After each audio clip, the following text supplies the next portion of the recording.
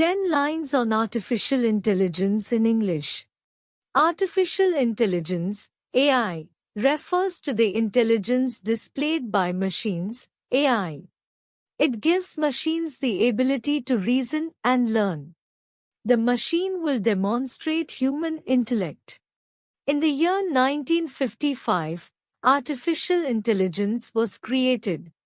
John McCarthy is credited with developing artificial intelligence.